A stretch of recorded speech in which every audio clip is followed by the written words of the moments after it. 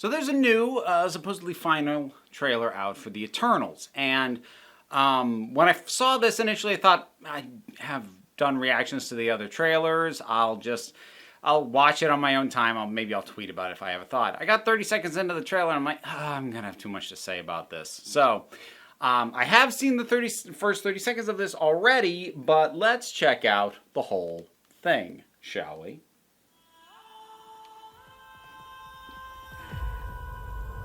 5 years ago, Thanos erased half of the population of the universe. But the people of this planet brought everyone back with the snap of a finger. The sudden return of the population provided the necessary energy for the emergence to begin. Okay, I'm going to do something I don't normally do. I'm going to pause this and talk about it as I go. So, because I have a feeling I'm going to lose track of what I want to talk about. So, in that one bit from Salma Hayek, it does a couple of things that I think are really interesting, especially when paired together. One, she's got a certain amount of reverence for the fact that the Avengers, she just says humans on this planet, were able to undo what Thanos did. And I like that sense of her being like, people, man, which is actually kind of nice because one of the dangers of writing godlike beings is that they're so detached from recognizable and relatable humanity that they're difficult to relate to or, think of too much as like a proper character. So seeing that in there, that's a nice touch, first of all. And I like this idea that instance, whether it be the energy used to create it or the energy that resulted from it, like something about that has set off something else. That's kind of interesting. That's not something that I'd considered up to this point as being a possibility. Let's keep going. And that was as far as I got in the first time.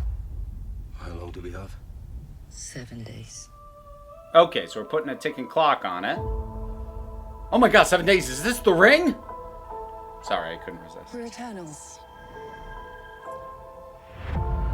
We came here 7,000 years ago to protect humans from the deviants.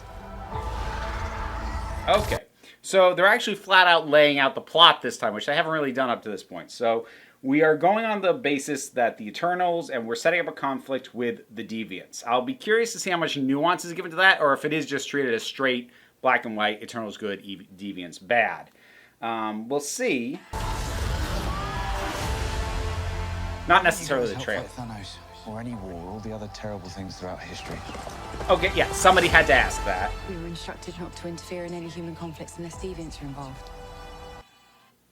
By whom? That's my first question, because, if you are as powerful as you say you are, who's issuing your orders, and what the hell was their deal? That, we'll see what it ends up being when we actually get the movie. But right now, in the context of the trailer, that answer actually really annoys me, because it's not an answer. It's kicking responsibility. It's passing the buck, but it's not an answer. When being asked, why didn't you act? You're going, well, we were told not to. Okay, well then, whoever told you not to do it, somebody has to actually answer that question. Because if the only answer the movie gives is, we couldn't, we were told not to, no, somebody had a reason. And we got to know what that is, because otherwise that's a complete cop-out. I expect there will be an answer to that in the film proper, but right now within the context of the trailer, I'm like, don't do that. Don't just be like, my boss is a real jerk. Gotta blame them. Okay. By who? Oh, thank you for asking. Celestials! Okay, that's a solid answer. We need to find the others. Though it would still be nice to know I haven't seen some of them for centuries. their reason. Hi. Hello. This is what the end of the world looks like. At least we have front row seats. You know what's never saved the planet? Your sarcasm. I like that. That was good. Oh, They must be so happy to be able to put Academy Award winning director over this thing. Yeah, there's no way they're not thrilled about that. All right, so it looks like they're setting up the Celestials as part of the issue, if not the problem in and of itself. If I were to guess, based on what we've got so far, they're going to be realizing that the Celestials failed them or aren't what they claimed they were or what have you, or something to that effect. Because that would be a reason to bring in everybody. Because if what we saw earlier was a deviant being dealt with, that was one of them dealing with the deviant, problem solved. Celestials, which, as a reminder, folks, Nowhere, the big floating skull in the Guardians of the Galaxy, yeah, that's the head of a Celestial. So that's what we're talking about here, potentially. These people since the day we arrived. When you love something, you protect it. Flower petals, nice. I do still really like the look of this. This is pretty. It's got a real good sense of scale. You can't protect.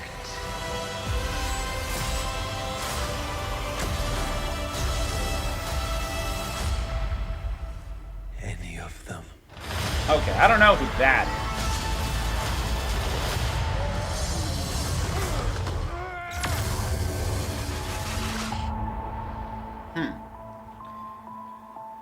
I bet you've built the perfect safe house. I mean, what's this even made of? Vibranium?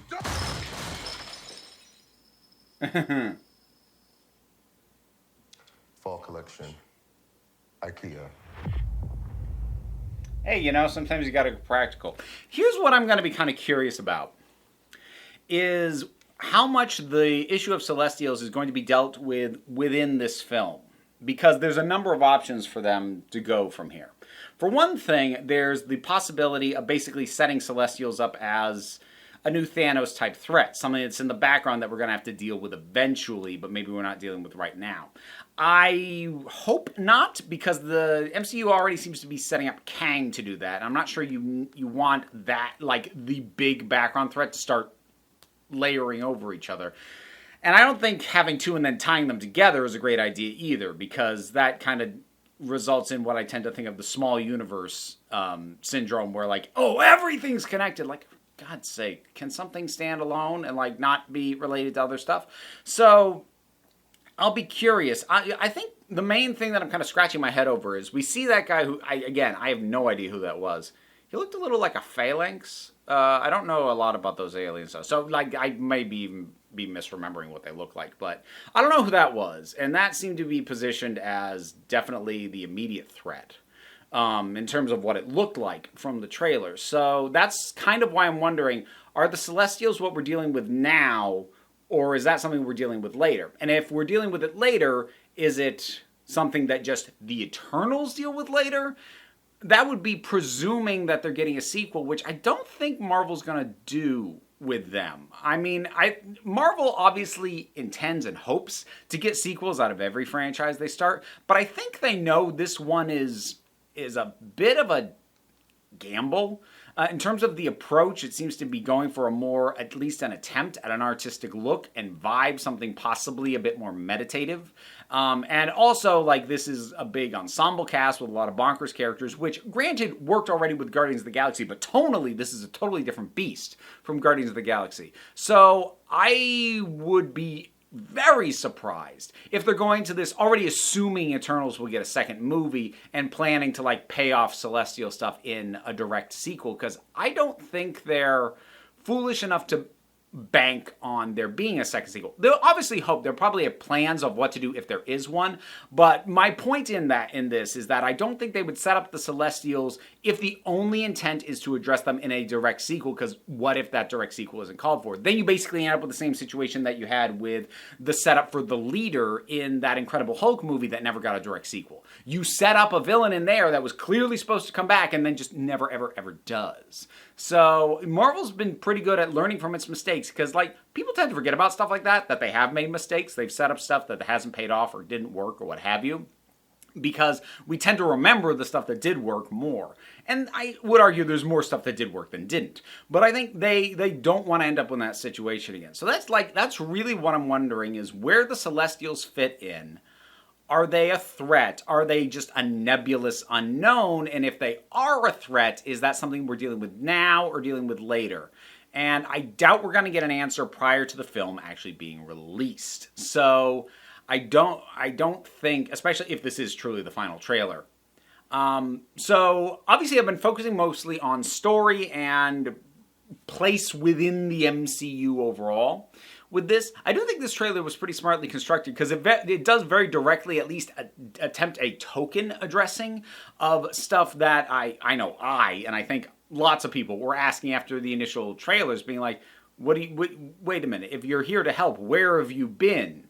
And if we're going with, well, we couldn't come. We're like, okay, you better address that, but we'll see. I'm still finding it intriguing. To say that I'm hyped for this would be an overstatement. I'm intrigued by this. I am liking that some of the dialogue and banter is retaining that more light feel, but I also kind of enjoy that the overall tone is not so much dour, but definitely sort of more momentous. It has an epic sense to it, like a bit like what I get off the trailers for Dune, or what I remember getting off the original trailers for the Lord of the Rings trilogy. Now, we haven't gotten Dune yet, and will this be as good as Lord of the Rings? No, probably not. But I'm just trying to say that Marvel hasn't really done a more traditional feeling epic.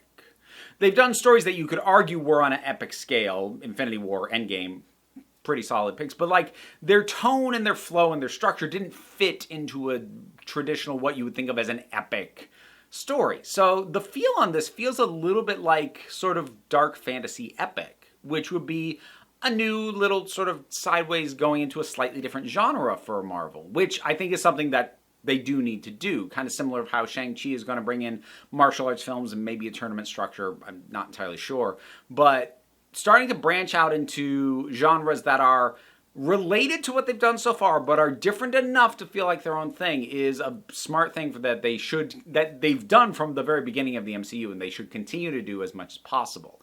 So I suppose if I was going to be pessimistic, the fear would be a Thor Dark World situation where everything about it is filmed and shot and totally set to be really heavy, and that the moments of levity just don't fit. They feel like weirdly crowbarred in, which is possible, because the bits that I laughed at and enjoyed, maybe they flow well, maybe they don't. But I'm hoping that it won't be that jarring and everything will be better integrated. And overall, the thing, while it had a big scale feel, it didn't necessarily have a dark feel the way Dark World did. So I am intrigued. I continue to be intrigued by this, and I definitely want to see what it is. Hyped? No, but interested. Eternals, the final trailer, supposedly. What do you think about it? Whatever your thoughts are, drop something down in the comments. Let's talk about it. I have a Patreon, and that is how you can support me and keep this whole operation up and running. No pressure, though. Like, share, subscribe, help me out, and that stuff's free. You don't have to do that either, though. Take a relaxed attitude around here, so come on back next time you need a break.